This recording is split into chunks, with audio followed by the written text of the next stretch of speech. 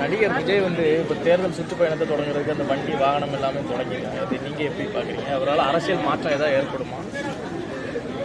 இந்த இடம் அதுக்கான இடம் இல்லை. டிஎன்பிஎஸ்சியில் ஒரு கேள்வி கேட்டிருக்காங்க.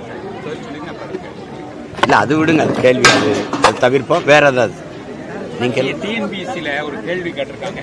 அதாவது ஐயா வைகுண்டர் அவருடைய வேற ஒரு பெயர், அதை முடிசூடும் பெருமாள் அப்படிங்கிறத காட் ஆஃப் ஹேர் கட்டிங் அப்படின்னு சொல்லி இங்கிலீஷில் மொழிபெயர்த்திருக்காங்க. டிஎன்பிஎஸ்சி எக்ஸாம்பிள் எப்படி பார்க்குறீங்க? அந்த அளவிற்கு அறிவார்ந்த பெருமக்கள் அந்த கேள்வித்தாளை உருவாக்குகிற குழுவிலே இருக்கிறார்கள் என்பதை பார்த்துங்க. முடிசூடும் பெருமான் எங்க இருக்குது, முடிவெற்ற பெருமான் எங்க இருக்குதுன்னு பாரு. இந்த இவங்க நாட்டை கொடுத்த நம்ம நாண்டுகிண்டு சாகிறதா இல்லை அவங்கள தூக்கில் போடுறதான்னு தான் தெரிய மாட்டேங்குது. என்ன இளவோ இது ஒவ்வொன்றா கேட்கக்கூடாது, மொத்தமாக கொளுத்தணும். அதுக்கு கொஞ்சம் பொறுத்துருங்க. இவர் அது சரி பண்ணுவோம். இதை விட அதாவது இதில் இன்னும் பல கேள்விகள்லாம் இருக்கு. ரொம்ப விஷயத்து ஆமாம், திருக்குறள். ஆமாம், அப்புறம் வந்து என்ன சொல்றது, அது கேள்விகளை மறந்துட்டேன், நான் எடுத்து வச்சிருக்கேன். ரொம்ப அருமையான கேள்வியெல்லாம் இருக்குது. அதாவது நமக்கு நாமே பயணம், விடியட்டும் பயணம் எப்போ தொடங்குச்சு. ஆனால் அந்த தலைவர் என்ன சொல்றாரு தெரியுமா? எந்த அரசியல் கேள்விகளும் வராமல் பார்த்து கொண்டோங்கிறவங்கள. ஏன்னா அந்த தலைவரை நியமிச்சது இந்த அரசுனால. விடியட்டும்ங்கிற பயணம் எப்ப தொடங்குச்சு? எவ்வளவு அறிவுபூர்வமான. இப்ப இந்த ஆட்சி, இந்த அரசு முடியட்டும்ங்கிற பயணம் இங்க எங்க பாட்டன் இருந்து தொடங்குது. வேற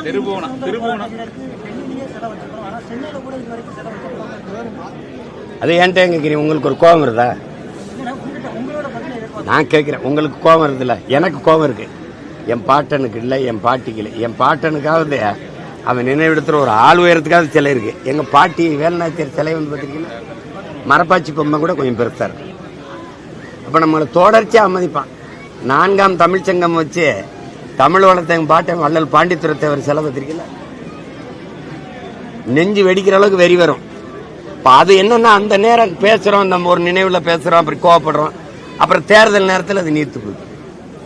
அதனால எவன் அவமதிச்சானோ, எவன் நம்ம அடையாளத்தை மறைச்சானோ, எவன் நம்ம வரலாற்றை திரிச்சானோ, அவனுக்கே நம்ம மறுபடியும் அதிகாரத்தை கொடுக்கும்போது இந்த மாதிரி வேலையெல்லாம் வருது. முடிசூடும் பெருமானங்க, முடிவெற்றாளுங்க.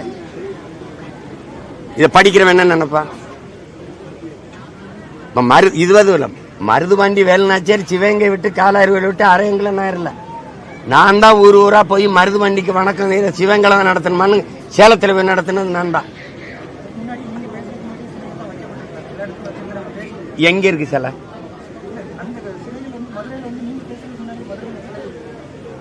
எந்த இடத்துல? தெப்பக்குளத்திற்கு ஒரு சிலை தானே, ஒரு சிலை தானே வச்சது யாரு? அது சேதுராமன் ஐயாவுடைய முயற்சி. நான் என்ன சொல்றேன், நீ என்ன பதில் சொல்ற? சேலத்துல அவர் கேள்வியும் கேட்க தெரியல, பதிலையும் உள்வாங்க தெரியல. நான் சொன்னது மருதுபாண்டிக்கு வணக்க கூட்டம் சிவங்களை தான் போடணும்னு இல்ல, சேலத்துல போடலாம்னு கொண்டி சேலத்துல கொண்டி மருதுபாண்டியரை பத்தி பேசுனது நான் தாங்கிறேன். உனக்கு பிரச்சனை என்னப்பா? உனக்கு பிரச்சனை என்னன்னு செல வைக்கலன்னு நான் முதலமைச்சர் ஆன பிறகு வைக்கலன்னா என்ன கேள்வி? ஏன் செல வைக்கலன்னு நான் தான் முதலமைச்சர் மாதிரி கேட்டுக்கிட்டு இருக்கேன். ஏன் செல வைக்கல? அது வைக்காதவன்ட்ட கேளுப்பா.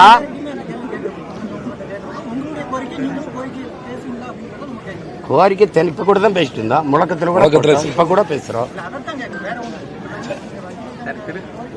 தம்பி, Thiruppuvanam case sir, CBI charge sheet file பண்ணிருக்காங்க. அதை வந்து கோர்ட் திருப்பி அனுப்பிடுச்சு. சார்ஜ் ஷீட் தப்பு தவறுமாக இருக்கிறது, திருத்தி அனுப்புங்கன்னு சொல்லி சார்ஜ் ஷீட்டை திருப்பி அனுப்பி எப்படி பாக்குறீங்க? இது ஒரு பெருமை தானே நமக்கு. ஒரு வழக்கை கூட ஒழுங்கா எழுதி கொண்டு போக முடியாத ஆளுகளை எல்லாம் நம்ம வச்சுக்கிட்டு எந்த இடத்துல சரியா இருக்கு சொல்லுங்க? உங்களுடன் ஸ்டாலின் மனு பூரா வாங்கி சாக்கடை தண்ணியில போட்டு போறது தானே இது. நம்மளுடைய தரத்தை தாழ்த்தி காட்டுறது தான் இது. RSS வந்து அதிமுக இயக்கினால் என்ன தவறு அப்படின்னு ஒன்றிய அமைச்சர் முருகன் சொல்லியிருக்காரு. அதை வந்து இன்னைக்கு அமீர் வந்து இதை விட கேவலம் வேற எதுவுமே இல்லை அப்படிங்கிற மாதிரி இயக்குனர் அமீர் வந்து பேசியிருக்காரு. அது நீங்க எப்படி பாக்குறீங்க? அவர் பேசுறாரு இவர் பேசுறாருன்னா சொல்லிட்டு இருக்க வேண்டியதில்லை. அவங்க இயக்கிறதா சொல்றாங்க. ஐயா இலக்கணேசன் இறந்ததுக்கு இத்தனை பேர் அந்த கட்சியில் இருக்கும்போது ஆளுநர் இருக்காரு, அவங்கள சார்ந்தவர் எல்முருகன், இதே எல்முருகன் இருக்கிறாரு. அம்மா நிர்மலா சீதாராமன் ஐயா மூப்பனாருக்கு வணக்கம் செலுத்த வந்தாங்க. அவங்க கிட்ட மலர் வளையத்தை கொடுத்து என் சார்பாக வைங்கன்னு இருக்கலாம். அந்த கட்சியின் மாநில தலைவர் எங்க மாமா நயனார் நாயர் இருக்கிறாரு, அவர்கிட்ட கொடுத்து வைக்க சொல்லியிருக்கலாம். இவங்க கூட்டணி வச்சிருக்க எதிர்கட்சி தலைவர் ஐயா எடப்பாடி பழனிசாமிகிட்ட கொடுத்து வைக்க சொல்லியிருக்கலாம். தமிழக முதல்வர் ஐயா ஸ்டாலின்கிட்ட கொடுத்து என் சார்பான வணக்கத்தை நீங்க மலர் வளையத்தை வைத்து இலக்கணேசனுக்கு செலுத்துங்கன்னு ஐயா ஸ்டாலின்கிட்ட கொடுக்க வேண்டிய அவசியம் என்ன? இதை எப்படி எடுத்துக்கிறது தம்பி? அண்ணனை பாருங்க, இதை எப்படி எடுத்துக்கிறது? சரி, எல்லா மாநிலத்திலையும் டாஸ்மார்க் இந்த சாராய இதன் மேல ரைடு போன இடத்துல எல்லாம் சோதனை போன இடத்துல வழக்கு பதிஞ்சு சிறைப்படுத்திருக்காங்க. இங்க எத்தனை ரைடு வந்திருக்கு? ஏன் எந்த நடவடிக்கை இல்லை? எல்லார் வீடுகளையும் ஈடி ரைடு போச்சுல, ஏன் எந்த நடவடிக்கை இல்லை? ரைடு போனது தெரிஞ்சது, வெளியில வந்ததும் தெரியல, நடவடிக்கையும் தெரியலையே. காரணம் என்ன சொல்லுங்க, நீங்க சொல்லுங்க. இதுல இருந்து என்ன தெரியுது? ரெண்டு பேருமே ஒரே ஆளுக்கு தான். இததான் எங்க தாத்தா காமராஜ் ஒரே குட்டையில ஒரு மட்டைங்கிறாரு. இப்ப நாங்க அந்த மட்டையை பிரிச்சு நாரா திரிக்கிறதா நம்ம வேலை. இப்ப இதுல என்ன இவங்களுக்குள்ள வேறுபாடு கண்டுட்டீங்க? என்ன வேறுபாடு கண்டுட்டீங்க?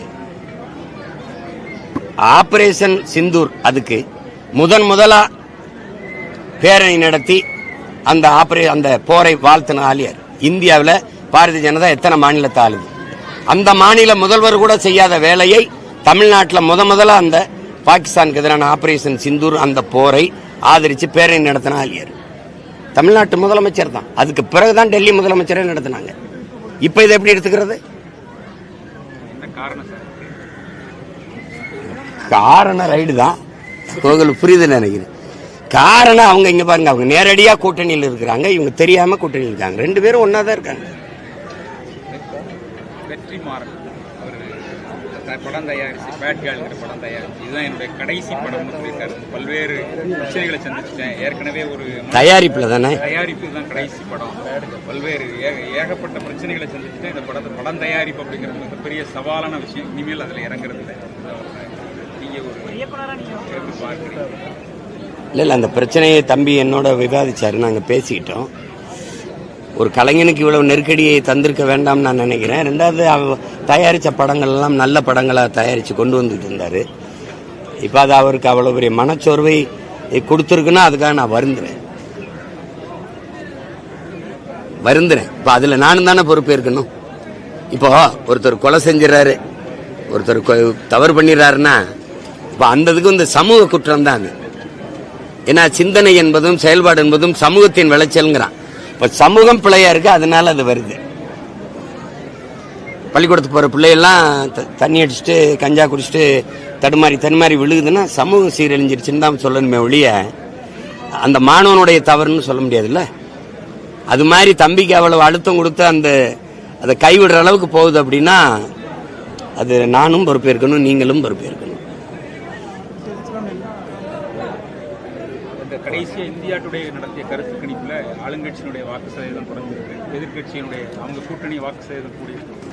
அப்புறம் நீங்கள் உட்பட மற்ற கட்சிகளோட வாக்கு சதவீதங்கள் கூடுதலாக 15% வரை போகிறதுக்கு வாய்ப்பு இருக்குன்னு எப்படி பார்க்குறீங்க? இந்த கருத்து கணிப்புகளை நான் எப்பவும் நம்புறது இல்லை, உங்களுக்கு தெரியும் நினைக்கிறேன். நான் 2016 தேர்தல் அரசியலுக்குள்ள வந்தோம். இப்போ 10 ஆண்டு நிறைவாக போகுது. 26ஓட 10வது ஆண்டுல நிற்கிறோம். எந்த இடத்துல இந்த கருத்து கணிப்புல எனக்கு இவ்வளவு வாக்கு வரும்னு சொன்னதில்லை, நான் வளர்வேன்னு சொன்னதில்லை, நான் போட்டியிடுறேனுங்கிறதையும் சொன்னதில்லை. உங்களுக்கு சொல்றதை உண்மையே சொல்றேன். இதுல யாரும் சொல்ல மாட்டாங்க, இப்பவும் சொல்ல மாட்டாங்க, போட்டியிடுறோம்னு சொல்ல மாட்டாங்க எனக்கு எவ்வளவு வரும்னு. நீங்க 4 வரும், 3 வரும், 5 வரும். நான் 8.5 விழுக்காடு தொட்டேன். இப்ப யார் மேல வழக்கு போட்டு பண்ணலாம்? இதெல்லாம் அவங்களுக்கு சும்மா உட்காந்துட்டு ஒரு இடத்துல உட்காந்து இது இப்படி வரும் அப்படி வரும். ஒரே மாதிரி எல்லா தொலைக்காட்சியும் ஒரு கருத்தை பதிவு பண்ணா அது கருத்து. இது ஒண்ணு சொல்லுது, இது ஒண்ணு சொல்லுது, இது ஒண்ணு சொல்லுது, இது ஒண்ணு சொல்லுது, இது ஒண்ணு சொன்னா அவரவர் விருப்பம், அது கருத்து இல்ல. புரியுதா உங்களுக்கு? சுதந்திர போராட்ட தியாகிகளுக்கு வீர வணக்கம் செலுத்தும் போது கட்டுப்பாடுகள் எப்படி கட்டுப்பாடுகள் அது கொடுமையா தான் பாக்குறேன். அதுல இப்ப எங்க தாத்தாவுக்கு முத்துராமலிங்க தேவருக்கு வரும், இன்னொரு தாத்தா இமானுவேல் சாரனுக்கு வணக்கம் வரும். எங்களுக்கு வந்து 144 தடையை போட்டு ஏதோ தேச துரோகிகளை கொண்டாட போகிற மாதிரி பண்ணுவாங்க. நீங்கள் எவனுக்கோ சில திறந்தபடி இருக்கும். இந்த நாட்டின் விடுதலைக்காக போராடி சிறையில் இருந்தவன், நான் விடுதலை பெற்ற நாட்டிலையும் சிலையா இருக்கும்போதும் சிறையில் இருக்கிறத நீங்கள் எப்படி பார்க்குறீங்க? இருக்கா இல்லையா? இருக்குல்ல. நேரு சிலை, இந்திரா காந்தி சிலை, ராஜீவ் காந்தி சிலை, பெரியார் சிலை, இந்த கருணாநிதி ஐயா சிலை, இந்த எம்ஜிஆர் சிலை, ஜெயலலிதா சிலை, அண்ணா சிலை எல்லாம் ஜெயிலில் இருக்கா?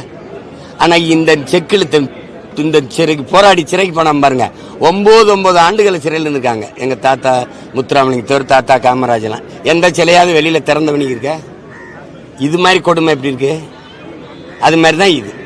வம்படியா அந்த என்ன சொல்லணும், நீங்க எந்த பிரச்சனையும் இல்லாம போய் நம் இன முன்னோர்களை மரியாதையா வழிபட்டுட்டு திரும்பணும். எந்த பிரச்சனையும் வச்சுக்க கூடாதுன்னு ஒரு அறிவுறுத்தல் செஞ்சுதான் செய்யணுமே ஒழிய, இத்தனை கார் வரணும், இந்த காரை வாடகைக்கு கொடுக்காத, இது போகாத, இவ்வளவு பேர் தான் போகணும். இப்ப என்ன 2 கார் போகலாம், 3 கார் நிறுத்தி நடந்து வந்துட்டேன். இதெல்லாம் தேவையில்லாத ஒரு நெருக்கடி. இவ்வளவு நெருக்கடியை நம்ம கொடுப்பாங்க, அவன் வந்து அழகா கொண்டு வச்சு எல்லாரையும் கொண்டுட்டு போயிடுவான்.